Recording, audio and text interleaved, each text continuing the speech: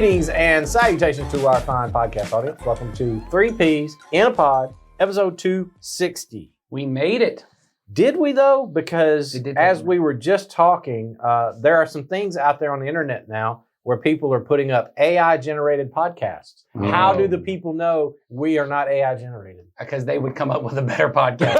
AI could have come up with a much better podcast than this. Well, you know, I thought, what if we just plug this question in and just let AI create a podcast? That would be interesting. It would be interesting. Yeah. Let's try to be more interesting than that. All right. I don't know if we can do our best. because I don't have all the knowledge available to me on the internet. That's true. I haven't looked at what AI might say.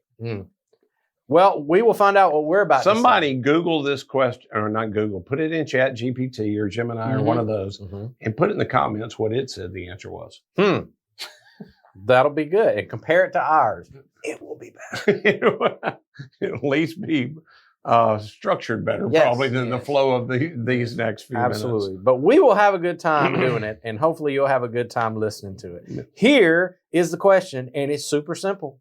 Can you please explain what's going on in Matthew chapter 27, verses 50 through 53? Now, because, you know, I don't want to assume that our humble audience knows exactly. Or me. I did not know what it was. I had a guess when I first saw the question come in of, because I know where the crucifixion happens in Matthew. I go, what's the weird thing that someone would get confused about at the end of the crucifixion? Yeah, and it was this passage. But I did not fully know it. One of those highly disputed problem passages, call it it's not a problem. It's just one of those weird ones. There's a lot of weird stuff in the Bible, that's for sure. There's a lot of weird stuff in the Bible. There's a lot of weird stuff in all kinds of literature if you decide you want to read it all literally. Well, I'll also say this. There's a lot of weird stuff in the universe because we've used this as illustrations before, so it's probably helpful for people to hear it again. But I've just recently been watching baseball again with my girls, and they were watching Good job. it. Yeah, and they were saying to me something about how fast the person was throwing. And I said, it's actually scientifically impossible for someone to hit that fastball.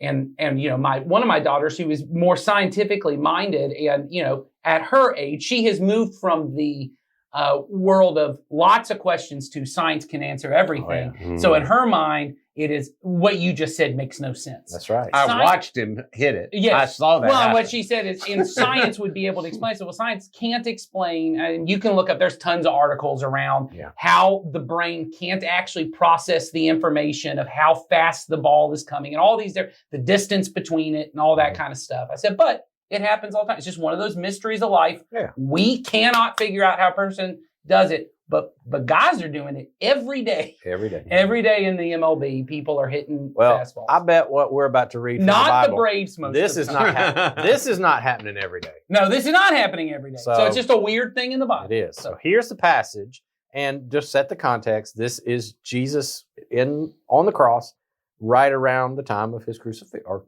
at the crucifixion. He's dead now. He is, he's about to die here. Here it goes. And when Jesus, this is Matthew 27, 50 to 53. And when Jesus had cried out again in a loud voice, he gave up his spirit. At that moment, the curtain of the temple was torn in two from top to bottom. The earth shook, the rocks split, and the tombs broke open. The bodies of many holy people who had died were raised to life. They came out of the tombs after Jesus' resurrection and went into the holy city and appeared to many people. That's weird. Passage. That's a lot of weirdness.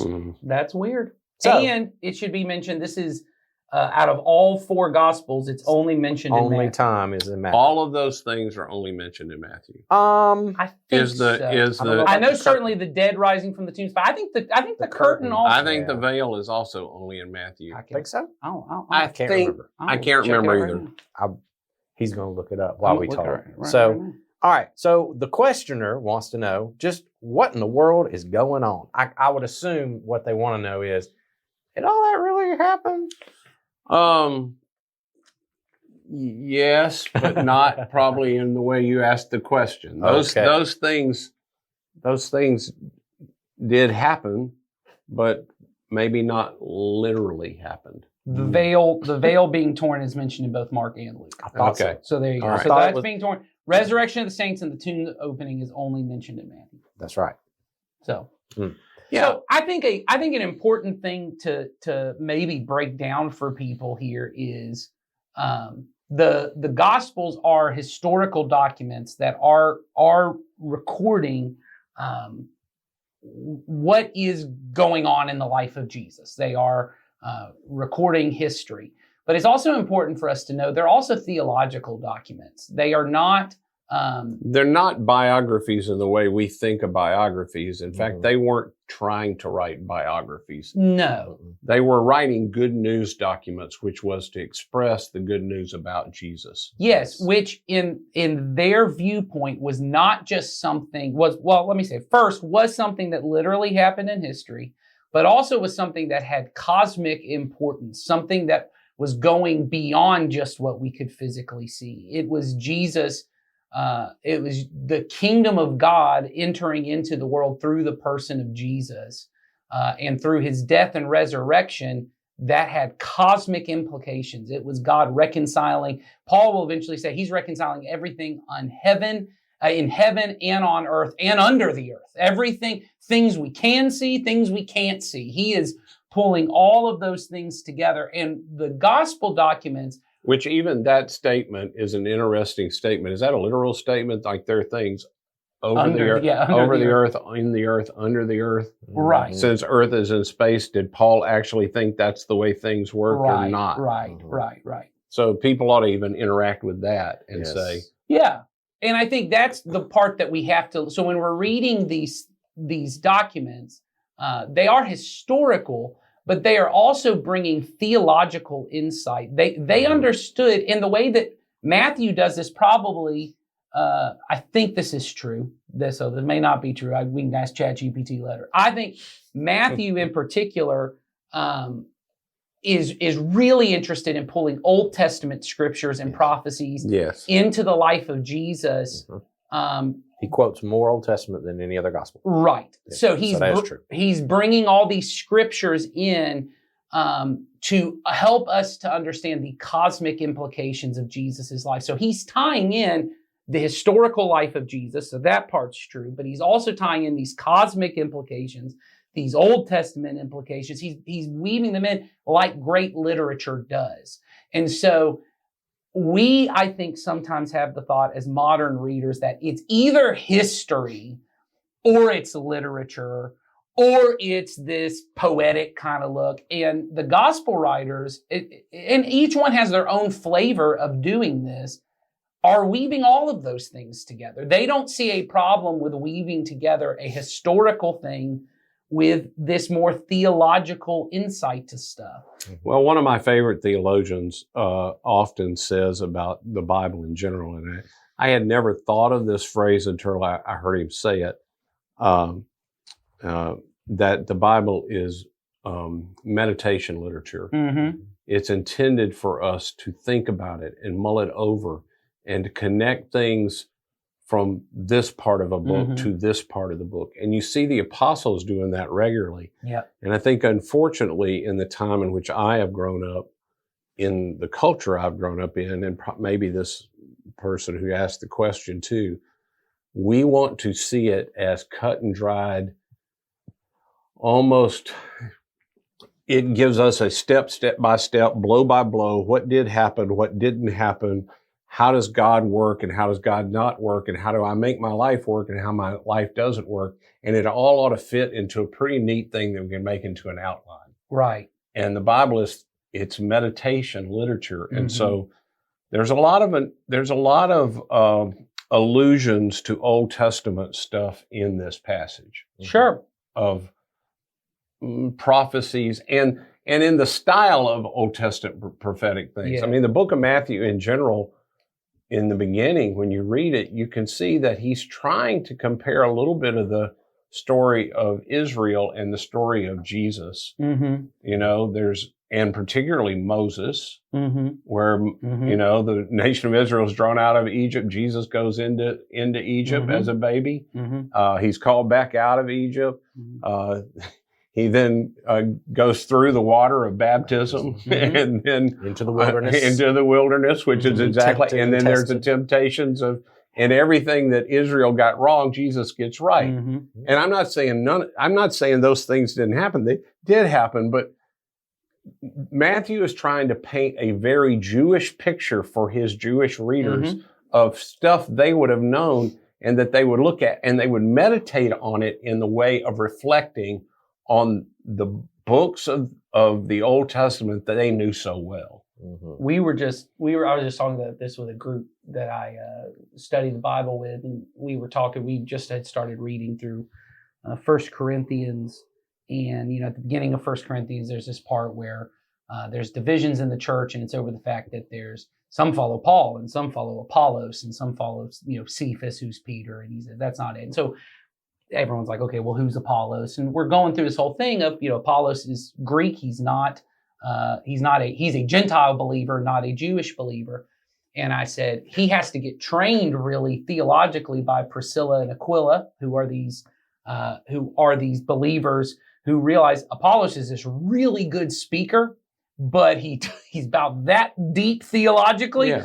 And part of the reason why is because he is a Gentile believer. And this is where I'm getting to.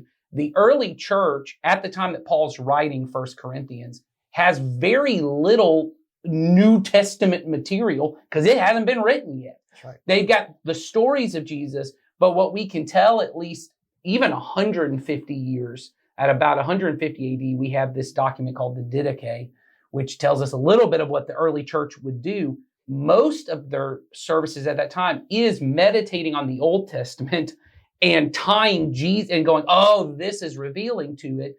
So to a guy like Apollos, who's this Gentile believer who they want to teach in the church because they go, you have this gifting. They go, we got to help you understand these Old Testament scriptures as well so that you can help other people figure out how Jesus is the fulfillment of this. So going to your part about meditation literature, the whole scripture is constantly us. It's like almost like a snake eating its own tail. It's constantly turning over and turning over. And even things, when you read through the book of Genesis, are pointing to things that's happening in the life of Jesus, and Jesus is pointing back to it.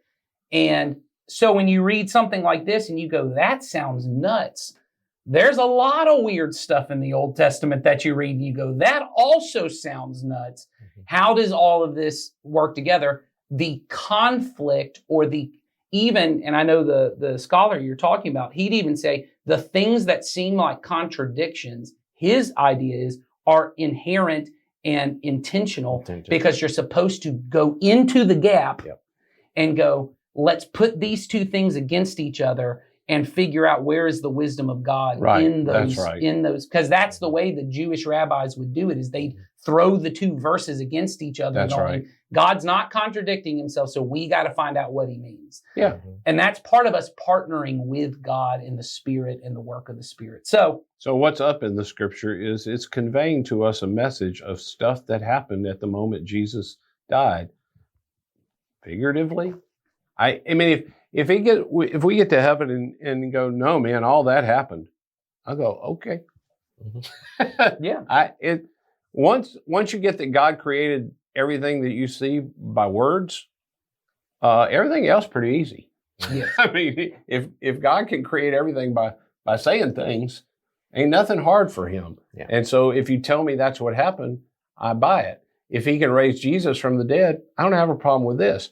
But I also don't have a problem with saying that Matthew, who is trying to convey a story, is using descriptive kind of language of figuratively what happened. Does the veil of the temple literally have to tear from top to bottom to convey that God was ending that old way of doing things and there was no barrier anymore, like the book of Hebrews says, that we can boldly now enter into the throne of grace through the way that Jesus provided? Does it literally have to happen? If it didn't literally happen, does that mean we don't have free access? Well, I don't see that. Yeah. I think the important, and this is maybe a distinction that sounds like dodging the question. It's not for me. I believe it actually happened. I don't know if it literally happened. And I think those are two different things. I think what this is trying to convey is that when Jesus died, in the fabric of the universe, something fundamentally changed that was as cosmically important as whether, and I'm saying as if, not to say that people didn't physically get up and I don't know because I wasn't there. And I know one of the big struggles for people is we don't have any other historical evidence that has any other writers at the time going, there was this weird time when people raced from their tombs and walked around physically and appeared to people. That's right. And then people would go, so see, that means the Bible is fake. That's not a problem for me because one, like Ed just said, if I get to heaven and God goes, no, that literally happened. And I'll go, great. That bolsters my faith even more because now my faith has become sight. I see it. If I get to heaven and God goes, no, what Matthew was trying to describe is what was happening in the unseen world that we couldn't see was there were people coming back to life. Yeah. That there were these old saints that now got brought into the kingdom because of and we learned this throughout the scriptures, these people who Jesus, who in the Old Testament were saints of old, who didn't know the name of Jesus yet. When Jesus rise from the dead, Abraham and Moses and all them, because of their faith and trust in God, are brought into the fullness of life in the kingdom. Yeah, there's a whole doctrine of the harrowing hell. Right. And that Jesus goes and he preaches to the saints in prison, whatever that, we don't know what that means fully. Prison may be a bad English translation. Might be. I just heard very interesting a podcast for people who are interested. Preston Sprinkle just did a whole thing on this. Did he? Yeah, of what that all could mean and all that. It was very interesting, his thoughts on whether that's Jesus. He says it could be Jesus actually going to hell and kind of boasting on the demons of he's preaching to those souls in prison who had not chosen to follow him and say, well, look what I just did and you missed out on it. Yeah. Or it's him going to people who are these saints who, whatever. It could be any of those things. Regardless, I think it actually happened, like as Ed just said, whether it literally happened that the veil torn. I do believe the actual thing, the thing that, and this is what the book of Hebrews is saying, the veil was a shadow of what's actually existing in the unseen realm. And I do believe what actually happened was that God ripped any barrier between us and him. I believe that actually happened, whether it literally happened on earth or not. And I think that's what Matthew's trying to get us to see is what happened here is, as you said, is apocalyptic. It is revealing. Well, I was just sitting here trying to think through that whole thing of actual and literal, and all of us have had the experience of sitting and talking. I'll just use a couple, for example, and literally they're sitting very close together. I mean, but you can see actually they are miles apart. Yeah. You know what I'm saying? That in their heart, in their soul, and I'm guessing everybody that's listening or watching this has gotten that too, that there's a physical closeness, but they aren't close at all.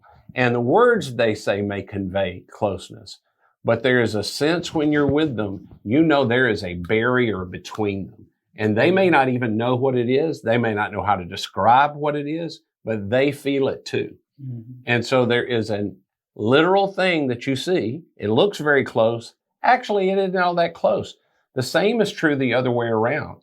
There's a literal openness between God and everyone on the planet. God no longer deals with people according to their sins. Yeah. But there are people that have barriers between them and God that they have erected. And they're just as real as the ones as if they were literally there. Yeah. So I think a lot of these things, again, I'm going to just go ahead and say to you, if you mean, did it historically people running around? I don't think so. Right. If it happens, and I'm wrong, I'm wrong. But I could see how you could take all of these things and say the veil tore, access was open. I could see where people, once they see that Jesus has died, particularly after the resurrection, we're told the disciples remember these things and then they understood. They understood how saints of old then gave testimony to the things that were true about Jesus, and that everything that he's saying here Now, could he have just said it as directly as I did? Sure, he could have. As most good songwriters could say things just as plain and simple as I said them. They just aren't as interesting. Yeah. As the way and that they say them. They don't get to a deeper truth. Because I was thinking what you're saying about even the actual and literal split. When something happens to you or someone betrays you or something happens so deep, the wound is so deep within you. Even that language, it's technically figurative. Yeah, the wound is not deep within me. No, But when I say my heart is broken, it is the most accurate thing I can say, though it is the least literal thing I can say. Yeah, that's right. But to say all the words I'd need to say to you of what you've done has fundamentally broken something in my psyche and my emotional ability. When you said broken heart, I just thought about the terrible old Bee Gees song, How Do You Mend a Broken Heart? Well, it's pretty easy. If you're a surgeon, you take some sutures. Yeah, there you go. can sew it back up. But that isn't what they were talking about. You know, We all know. in their falsetto voice. Yes. We in our world have most knowledge to us feels like it has to be utilitarian. It has to be functional. I need to know why something works primarily so I can make it work for me. And so we don't have a lot in our world anymore for much poetry anymore, or much poetic stuff.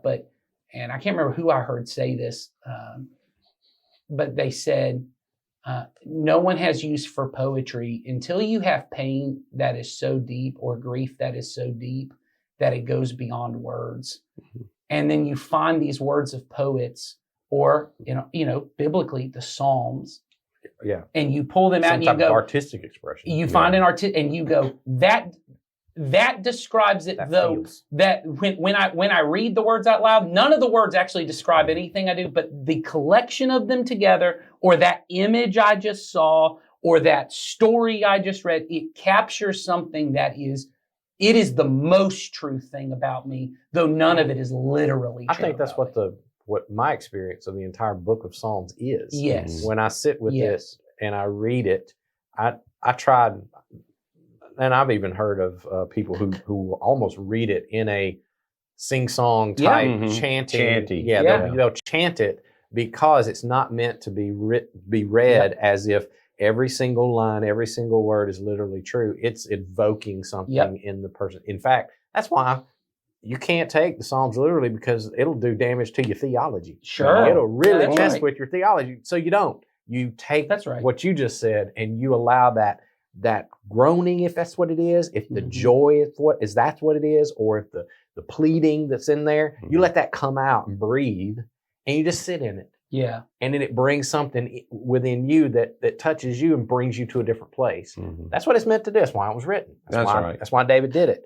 So that's the kind of literature you're talking about. And I'm saying this is that, I believe it's this kind of literature. Well, and I told you before we started, to me, when I read it, and I've read it several times, sometimes when I read things, I don't know how to say this other than it kind of rings the bell for something else in the scriptures. And for me, this passage always rings the bell of Acts chapter 2, when Peter stands up and he quotes from the prophet Joel, and he says, this is what was prophesied. And then he goes in and says, your old men will see visions, your young men will dream dreams, the moon will turn to darkness, the sun will turn to darkness, and the moon will not give us light, and moon will be blood red, and all these things. And he just goes one after the other, and there are all these big, huge cosmic shiftings in the world.